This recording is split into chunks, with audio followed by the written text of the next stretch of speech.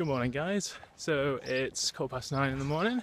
I'm heading into uni a little bit earlier than usual because at 10 o'clock there's an hour and a half workshop on how to do posters, poster presentations or poster sessions anyway. It's another way of sort of advertising work at conferences. So you can do like oral presentations along with a paper, or you could just do a poster. And apparently it's a lot different.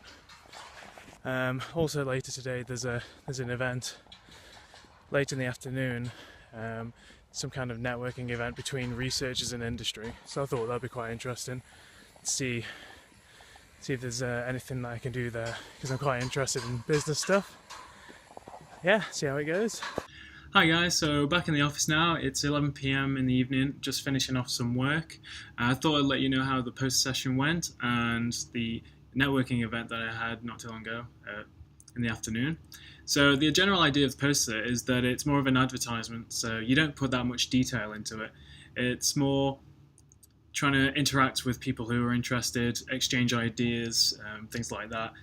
Some good questions came up, like what are you actually trying to achieve with the poster? What are you going to this session or conference to actually achieve? Who are your audience?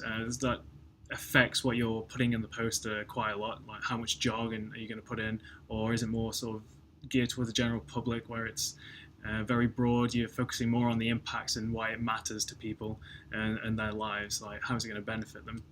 Or if it's more methods based, so like we used this telescope or this microscope to do this, and we found this out in this biological cell or process. So it varied quite a bit, and it all depends on the actual conference you're going to. Also, like, what's the venue going to be like? Is it going to be a huge hall where there are thousands of people with posters, so your text and fonts are going to have to be quite big and bold and concise?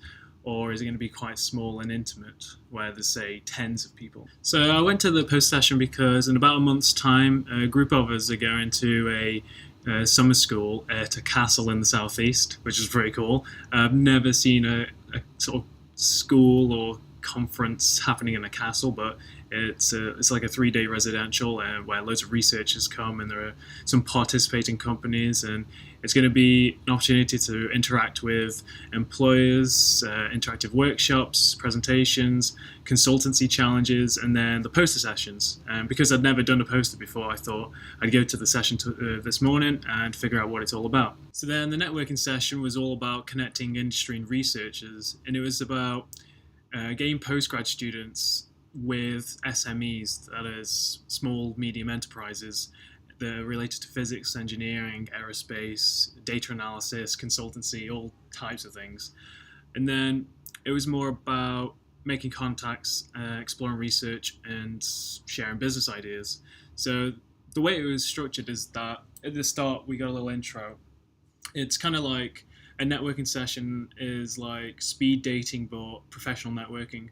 So we were all split up into about 8 groups around tables, with each table having about 2 to 3 employers from industry and about 3 to 4 PhD students at each table. And you had to explain yourself, basically what your research was about, in a minute or less. And you went around the table, everyone took turns, and then afterwards, if you had any time, because each table had only 7 minutes, and then they had to all stand up and move to the next table. If you had enough time, you'd have a little discussion about it. And it was really good because I made some contacts. There's one guy who gave me his cards, and at networking events like this, you always get loads of cards, but I only keep a hold of the ones that are actually going to be quite useful, and I will most likely follow up in the future. Got one related to venture capitalism, basically someone who invests money in projects. There was one, actually 2 types of those. And then there was another one in, what was it now? Oh yeah, there's one guy on LinkedIn who's going to add me, quite an interesting guy, who started talking about future space technology, virtual reality, quantum technology, rockets, my work. So I was talking about my deployable helical antenna, and I'd like to start a business around that, and work in the space industry. Some kind of UK manufacturing business would be quite fun to do after PhD. Oh yeah, and then one of the other cards I got was related to intellectual property, which is always quite useful because that's a crazy field that's got loads of information in, and you can get lost in it very quickly. So my 1-minute pitch kind of sounded like this. Hi, I'm Jeff, second year PhD mechanical engineering, and I work on deployable structures for space applications. So one of the problems with very small satellites called CubeSats is that they have crap antennas. That means it's really hard for us to send data back down because it's very slow.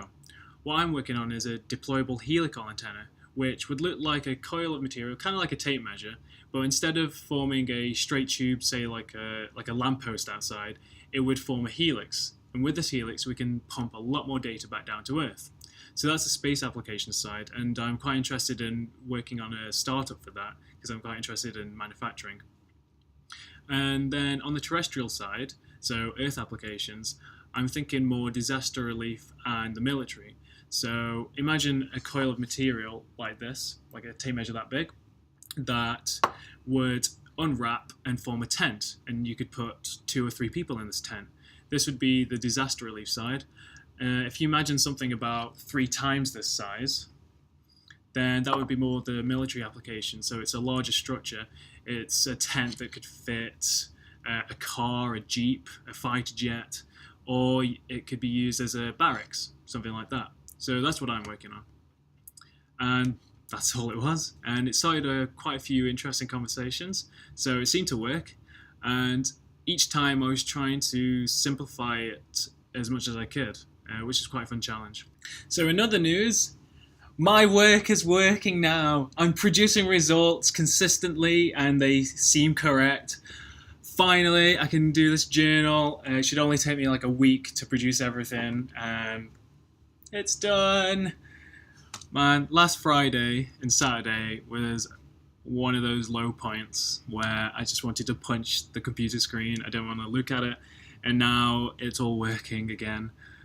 Yes. Anyway, hope you enjoyed the video. I'd love to hear what you're working on, and good night.